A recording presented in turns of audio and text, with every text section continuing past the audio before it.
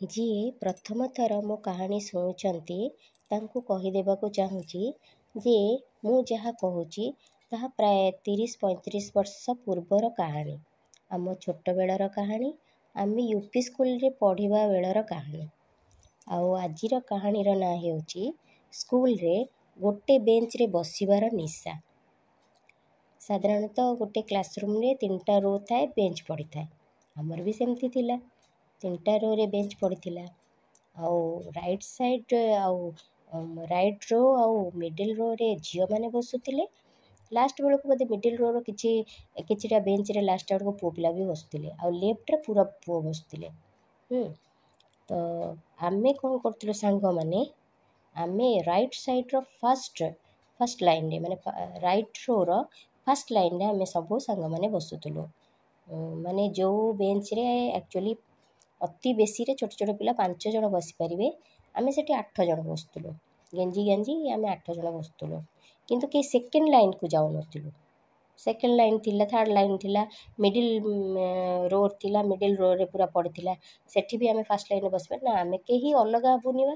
ସେଥିପାଇଁ ଆମେ ସମସ୍ତେ ଗେଞ୍ଜି ସେଇ ରାଇଟ୍ ରୋର ଫାଷ୍ଟ ଲାଇନ୍ରେ ବସୁଥିଲୁ। କିନ୍ତୁ ବହୁତ ଅସୁବିଧା ହେଉଥିଲା, ଏତେ ଛୋଟ ବେଞ୍ଚରେ 8 ଜଣ, 5 ଜଣ ଜାଗାରେ 8 ଜଣ ବସିବା ସହଜ ନୁହେଁ। ଏପଟେ ଅସୁବିଧା ହେଉଥିଲା, ଏପଟେ କିଏ ଗଳିଲାଣି ତ ସିଏ ସେପଟେ କିଏ ପଡ଼ିଗଲାଣି, ବ୍ୟାଗ୍ ବି ରଖିବାକୁ ଜାଗା ହେଉନଥିଲା।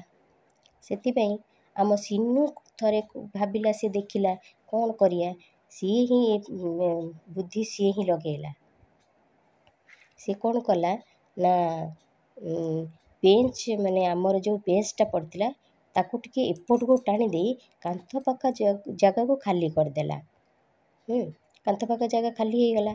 ଆଉ ସେ ଖାଲି ଜାଗାରେ ବାହାରୁ ଆମର ମାନେ ସ୍କୁଲର କାମ ଚାଲିଥିଲା, ସବୁ ଇଟା ଯେଉଁ ଗଦା ହେଇଥିଲା, ବାହାରୁ କ'ଣ କଲା, ଇଟା ଆଣି ତାକୁ ସାଇଜ୍ କରି ପକାଇଦେଲା। ଆଉ ଇଟା ଉପରେ ଟିକେ ଧୂଳି ଥିଲା, ସିଏ ତାକୁ କ'ଣ କଲା ନା, ବାହାରେ ଗଛ ବି ଥିଲା, ବଡ଼ ବଡ଼ ପତ୍ର ଆଣିକି ତାକୁ ପକାଇଦେଲା। ଆଉ ବେଞ୍ଚର ଲାଷ୍ଟକୁ ସେ ଇଟାରେ ମାନେ ମିନି, ସିନୁ, ଜୟଶ୍ରୀ ଏଇମାନେ ବୋଧେ ସବୁ ବସୁଥିଲେ।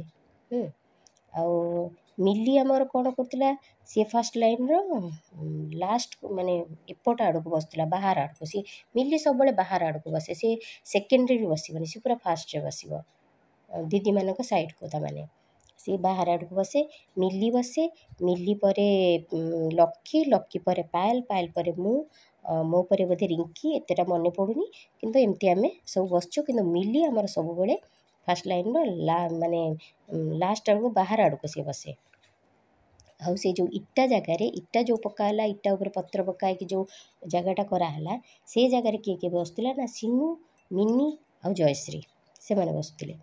ଠିକ୍ ହେଲା, ଗେଞ୍ଜି ହେଇ ବସୁଥିଲୁ ସତ, ଅସୁବିଧା କିନ୍ତୁ ହେଉଥିଲା। ଲେଖାଲେଖି କରିବାକୁ ବି ବହୁତ ଅସୁବିଧା ହେଉଥିଲା, କାହିଁକି ନା ଆମର ହେଲେ ବେଞ୍ଚ ଟିକେ ରହୁଥିଲା, କିନ୍ତୁ ଯେଉଁମାନେ ଇଟାରେ ବସୁଥିଲେ ତାଙ୍କ ଆଗରେ ତ ସାମ୍ନାରେ ତାଙ୍କର ବେଞ୍ଚ ନଥିଲା, ଲେଖାଲେଖି ହେବାକୁ ଭାରି ଅସୁବିଧା ହେଉଥିଲା। ତଥାପି ଆମେ ସେଇଠି ଜାକିଜୁକି ହେଇ ବସୁଥିଲୁ। ବହୁତ ଦିନ ପରେ ଦିଦିମାନେ ଆମ ଟିଚରମାନଙ୍କୁ ଆମେ ଦିଦି ଡାକୁଥିଲୁ।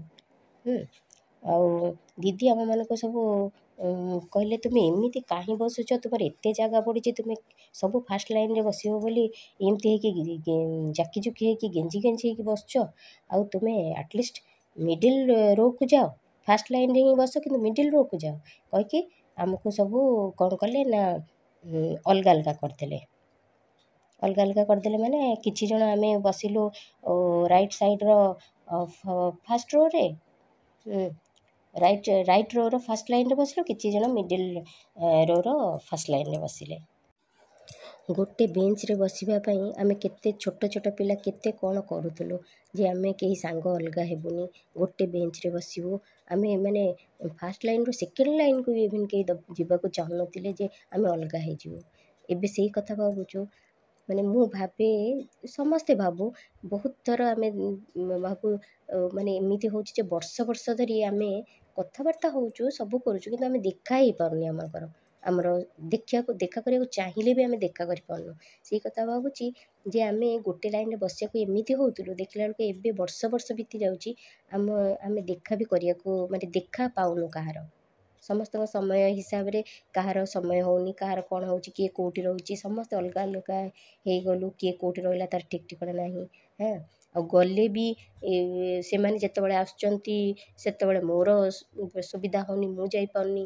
ଆଉ ମୋର ଯେତେବେଳେ ସୁବିଧା ହେଉଛି ସେମାନେ ଆସିନଥିବେ କି ସେମାନେ ଆସିପାରୁନାହାନ୍ତି, ଏମିତି ହେଉଛି। ତ ସେଇ କଥା ଭାବେ ଯେ ଆମେ ଛୋଟବେଳେ ସେଇ ସମୟଟା ସବୁଠୁ ଛୋଟବେଳର ଏଇ ସମୟଟା ହିଁ ମାନେ ଯେଉଁ କୁହନ୍ତି ମାନେ ଏଇଟା ଭୁଲି ହେବନି। ଏଇ ଯେଉଁ ଛୋଟବେଳର ଇଏ ଭୁଲି ହେବନି। ଆଉ ଏଇ ଛୋଟବେଳର ସାଙ୍ଗ ମୋତେ ଯେମିତି ଲାଗେ ଏବେ ବଡ଼ ହେଲା ପରେ ଆମେ ବହୁତ ନୂଆ ନୂଆ ସାଙ୍ଗ କଲୁ କି ଯାହା କଲୁ, କିନ୍ତୁ ଏଇ ଛୋଟବେଳର ସାଙ୍ଗର ଯେଉଁ ସେମାନଙ୍କର ଯେଉଁ ଭଲ ପାଇବା ଆଉ ଇଏ ଅଛି, ମୋତେ କାହିଁକି ଆଉ କାହାଠୁ ଏତେ ସେମାନଙ୍କ ସହିତ କ'ଣ ଯାହା ଇଚ୍ଛା କଥା ହେଇପାରୁ, କିଛି ଭାବିବାକୁ ପଡ଼େନି, କିଛି ଭାବିକି କହିବାକୁ ପଡ଼େନି। ଖରାପ ଭାବିବ କ'ଣ ଭାବିବ କିଛି ନାହିଁ, ଗାଳି ଗୁଳା ଯାହା କରିଦେଲେ ବି କିଛି ଲାଗେନି।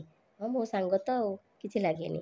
କିନ୍ତୁ ଏବେ କ'ଣ କାହା ସାଥିରେ କଥା ହେଲା ବେଳକୁ ଭାବିକି ଚିନ୍ତିକି କଥା ହେବ, କାଳେ ସେ ଖରାପ ଭାବିବ କି, ଏଇ କଥାଟା କହିଦେଲେ ସେ କାଳେ ଖରାପ ଭାବିବ କି, ଏଇ କଥାଟା ମୁଣ୍ଡରେ ରହୁଛି।